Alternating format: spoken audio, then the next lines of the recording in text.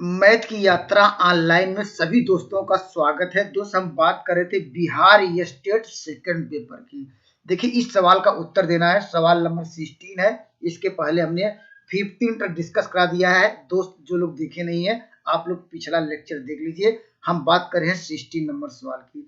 The sum of the 3 number is कहा -3 है and their product is क्या है 8। इसको दोस्त ऑप्शन से करिए, समय आपको बचेगा ये, क्योंकि कह रहा सम कितना होना चाहिए -3 होना चाहिए। ठीक है, इसको जोड़ेंगे तो क्या आएगा, देखिए अगर सबको जोड़ेंगे क्या मिल जाएगा आपको, ये -3 देगा। दोस्त ये भी क्या होगा, इसको जोड़ेंगे क्या आएगा, ये भी क्या होगा, ये क्या आपको क्या दे रहा है, ये भी -3 दे रहा है। ठीक है, ये जोड़ेंगे क्या आएगा, ये दोस्त क्या दे रहा है, ये तो आपको -8 दे रहा है, तो ये आंसर नहीं हो सकता है। तो अब इसका देखिए प्रोडक्ट कितना आना चाहिए। प्रोडक्ट मतलब क्या है, उसका गुणनफल कितना 8 होना चाहिए। अगर तीनों का मल्टीप्लाई करें देखिए 8 आ जाएगा, इसका भी मल्टीप्लाई करेंगे 1। तो ऑप्शन क्या है, more than one of the above. Option number D सही होगा ये। तो इस सवाल का आंसर आएगा डी। या दोस्त आप लोग नहीं जानते हैं बेसिक कंसेप्ट क्या है। आप जानते हैं तीन संख्याएं अगर एपी में तो a माइनस डी होता है और a प्लस डी दिया है। अब इसका हम सम निकालेंगे तो a का मान निकल जाएगा, प्रोडक्ट करेंगे तो यहाँ से डी का मान निकलेगा, डी के 2 मान निकलेंगे तो यहाँ पर रखेंगे, फिर इसी में रखेंगे, आंसर आ जाएगा। तो आप ऑप्शन से आपको समय की बचत होगी। आइए मैं अगले सवाल के लिए चलता हूँ। चलिए इस सवाल का उत्तर देना है। इस सवाल के लिए दोस्तों आपको क्या करना पड़ेगा, यहाँ पर ये the nth roots of the unity can be arrange. अब ये आप लोग जानते हैं, ये क्या जानते हैं दोस्त, ये क्यूब रूट्स यूनिटी हो nth roots of the unity. Cube roots पूछता है कभी nth रूट्स होता है, ये हमेशा क्या होता है जीपी में होता है। तो किस में होता है, जीपी में, अर्थात अर्थमेटिक प्रोग्रेशन में, अगर ज्योमेट्रिक प्रोग्रेशन में होता है तो इसको याद रखिए जीपी में होगा। तो ये भी याद रखिए nth roots of the unity क्या होता है दोस्त, यहाँ पर ये तो क्या होता है, यहाँ पर वास्तव में इसके जो रूट्स क्या होते हैं जानते हैं। अब 1 अल्फा, यहाँ आप लोग पढ़े होंगे अल्फा स्क्वायर। अल्फा क्या है, यहाँ पर आप लोग पढ़े होंगे अल्फा क्या है, ये कॉमन रेशियो है।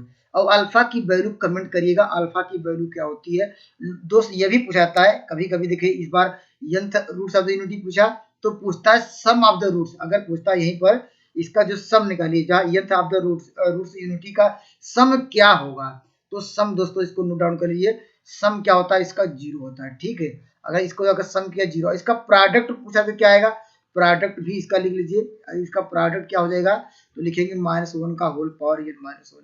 ये भी लगातार पेपर में आए हैं तो इसको भी नोट डाउन कर लीजिए। अगर nth of the roots unity पूछे तो हमेशा जीपी में ज्योमेट्रिक प्रोग्रेशन में होता है। लेकिन इसका अगर nth रूट से पूछे कि सम क्या होगा तो सम 0 होगा। अगर इसका प्रोडक्ट पूछे गुणनफल क्या होगा, -1 का होल पावर n -1 होगा। आइए मैं अगले सवाल के लिए चलता हूँ। चलिए दोस्तों इस सवाल का उत्तर दीजिए। देखिए यहाँ पर इस सवाल के लिए आप लोग क्या करेंगे, देखिए कह रहा इफ कह रहा इसकी वैल्यू हो तो कह रहा तब इसकी वैल्यू निकालना। तो पहले जिसका पावर 1/3 है तो पहले दोनों साइड का होल क्यूब कर दीजिए। ठीक है, होल क्यूब करने पर ये पावर यहाँ से हट जाएगा, पहला काम ये होगा। अब यहाँ पर a क्यूब प्लस b को फार्मूला जानते हैं, इसको ब्रेक करेंगे क्या आएगा, देखिए मैं ऊपर कर दे रहा हूँ। a क्यूब यहाँ पर लिखेंगे प्लस b क्यूब, आई क्यूब आएगा अर्थात आयोटा का क्यूब आएगा। तो आयोटा का आयोटा स्क्वायर इंटू लिखेंगे आयोटा, आयोटा स्क्वायर का मान -1 होता है तो यहाँ पर माइनस क्या हो जाएगा, यहाँ आयोटा b क्यूब हो जाएगा। ठीक है, और प्लस क्या होता है 3ab, ए आयोटा बी आ जाएगा, फिर ब्रैकेट में ए प्लस क्या होगा आयोटा बी। ये दोस्त किसके बराबर है, ये जानते हैं x प्लस आयोटा वाई के बराबर है। अगर यहाँ से रियल पार्ट अगर देखा जाए यहाँ पर इससे इसमें से रियल पार्ट क्या होगा, ये देखिए लेफ्ट हैंड तो यहाँ पर x है तो कोई दिक्कत नहीं है। Right hand side real part क्या मिलेगा आपको, a क्यूब मिलेगा यहाँ पर। और यहाँ पर क्या हम मिलेगा रियल क्यूब, जब इसके अंदर मल्टीप्लाई करेंगे तो आपको मिल जाएगा आयोटा स्क्वायर होगा, उसका मान -1 होगा, आपको मिल जाएगा 3a क्या हो जाएगा दोस्तों यहाँ पर b स्क्वायर। तो लेकिन x बाई ए चाहिए तो x बाई इसको ले सकते हैं, a कॉमन ले लिया, इसको इस तरह डिवाइड कर देना तो आपको मिल जाएगा a स्क्वायर -3b स्क्वायर। ठीक है दोस्तों, अब एक बार हम क्या करेंगे इमेजिनरी पार्ट, इमेजिनरी पार्ट को दोस्तों हम क्या करेंगे, यहाँ से इमेजिनरी पार्ट निकालिए तो वो y यहाँ पे देखिए left hand side imaginary part y है, तो यार राइट हैंड इमेजिनरी पार्ट क्या होगा आपको मिलेगा माइनस क्या मिलेगा b क्यूब मिलेगा यहाँ पर है। और कहाँ मिलेगा दोस्त, यहाँ पर आपको मिल जाएगा प्लस क्या हो जाएगा ये 3 क्या हो जाएगा a b क्या हो जाएगा a स्क्वायर क्या हो जाएगा यहाँ पर है क्या मिलेगा, देखिए इसके अंदर जब मल्टीप्लाई करेंगे आपको यहाँ पर स्क्वायर हो जाएगा, इतना आ जाएगा। ठीक है, अब दोस्त यहाँ से हम b कॉमन ले सकते हैं, जैसे ये क्योंकि y अपान b निकालना तो y upon b equal to क्या हो जाएगा, लिखेंगे माइनस बी स्क्वायर प्लस क्या होगा यहाँ पर ये 3 क्या होगा a स्क्वायर। अब इन दोनों को देखिए कह रहा है ऐड करने के लिए, तो हम किसको किसको जोड़ेंगे, तो हम इस इक्वेशन को और इसको हम लोग क्या कर देंगे, ऐड कर देंगे। तो ऐड करेंगे, जैसे देखिए यहाँ पर ऐड कर लिया तो यहाँ पर तो क्या आप जानते हैं क्या, देखिए 3a स्क्वायर है, a स्क्वायर क्या हो जाएगा, ये आपको मिल जाएगा 4a स्क्वायर, और यहाँ पर क्या इसको जोड़ेंगे माइनस क्या होगा 4 क्या हो जाएगा बी स्क्वायर, अगर 4 कॉमन लिया जाए तो a square minus b square आ जाएगा, ऑप्शन नंबर फर्स्ट मिल जाएगा। तो आपको समझ आ गया होगा। मैं आइए एक खूबसूरत सवाल और डिस्कस कराते हैं, इससे अगले सवाल पर चलते हैं। चलिए इस सवाल का देखिए, यह भी काफी अच्छा सवाल है। आपको इंटीग्रेट करना है, तो पहले आप जानते हैं इंटीग्रेशन क्या होगा, ये पहले इसको जो दिया गया इसको मान लीजिए टी कांस्टेंट को, तो हम इसे मानेंगे 1 प्लस लेट मान लेते हैं, लेट ये इतना इक्वल टू टी मान लेते हैं। टी मानने को हम इसका निकालते हैं डी अपॉन डी एक्स, तो जानते हैं N X power N minus 1 क्या होगा D X equal to D T, यही होगा। तो अगर डी एक्स बराबर निकालना चाहते हैं तो क्या हो जाएगा, देखिए हमारा फंक्शन किस में कन्वर्ट हो जाएगा, देखिए यहाँ पर इंटीग्रेशन था, इंटीग्रेशन, और यहाँ पर क्या जानते हैं dx बराबर क्या लिख सकते हैं, आप लिख सकते हैं dt अपान यहाँ पर लिख सकते हैं n x power n minus 1, और x पहले से देखिए यहाँ पर x पहले से था, x वही x ही रह रहा है, इसके स्थान दोस्तों हमने क्या माना है, इसके स्थान माना है t। तो दोस्त यहाँ पर एक लाइन और यहाँ पर एक लाइन आपको जाना पड़ेगा, देखिए यहाँ पर क्या होगा dt हो जाएगा ये, और देखिए यहाँ पर जानते हैं x में पावर ऐड हो जाता है, तो x पावर n हो जाएगा, x पावर n का देखिए मान यहाँ से हम लोग निकाल सकते हैं क्या आएगा t माइनस 1 होगा ये, और यहाँ पर क्या आएगा t पहले से था, और दोस्तों ये देखिए 1 बाई n, तो n 1 बाई n बाहर कर लेते हैं।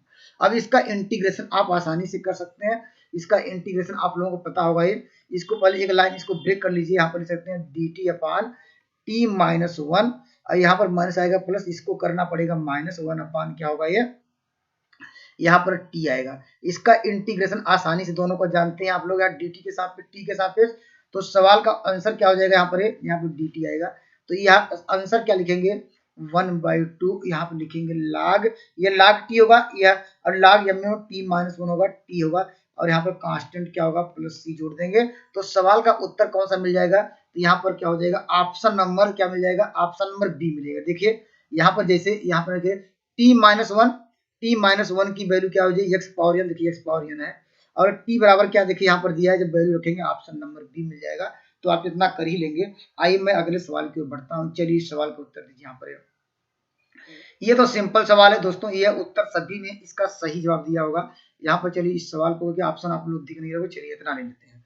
इस सवाल के लिए आपको क्या करेंगे, इसको डायरेक्टली हम ब्रेक करेंगे, क्योंकि यहाँ पर क्योंकि आप लोग जानते हैं इधर भी जा सकते हैं, ब्रेक करने का मेथड इधर भी, लेकिन जिधर आपको जीरो नजर आए उधर जाइएगा, तो 1 लेंगे तो क्या होगा, तो ये वैल्यू गायब हो जाती है, ये वैल्यू इसका क्रॉस मल्टीप्लाई करेंगे, जानते हैं क्या होगा कास क्या हो जाएगा, ये कास x क्या हो जाएगा, ये कास x होगा, कास y होगा, अब माइनस क्या होगा, ये साइन x होगा, ये क्या होगा साइन y होगा।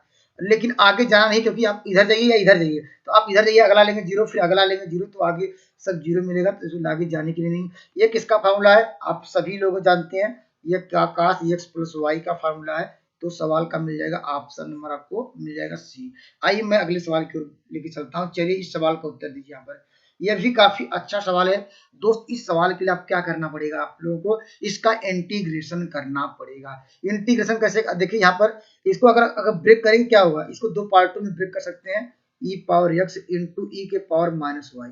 अब e के पावर माइनस वाई हम लोग क्या ले सकते हैं उसको, अब हम लोग क्या कर सकते हैं, देखिए इसको ऐसे डी वाई अपान ई के पावर माइनस वाई, देखिए दोनों में नजर आ रहा है।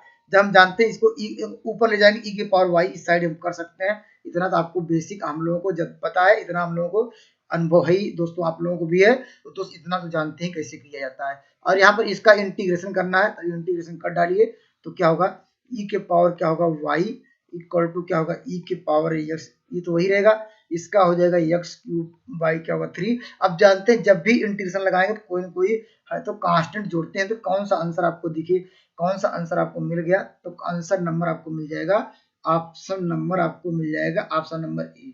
यहाँ पर देखिए ऑप्शन नंबर बी भी मिला, लेकिन दोस्त यहाँ पर इस बात को नोट डाउन करिएगा, हम लोग जब भी इंटीग्रेशन करते हैं तो हमेशा प्लस कांस्टेंट सी जोड़ते थे। ऑप्शन नंबर बी में बी में जोड़ा नहीं है, इसलिए ऑप्शन नंबर बी नहीं सही होगा, ऑप्शन नंबर ए सही होगा। Thank you for watching math की यात्रा ऑनलाइन। धन्यवाद दोस्तों, please subscribe and like button.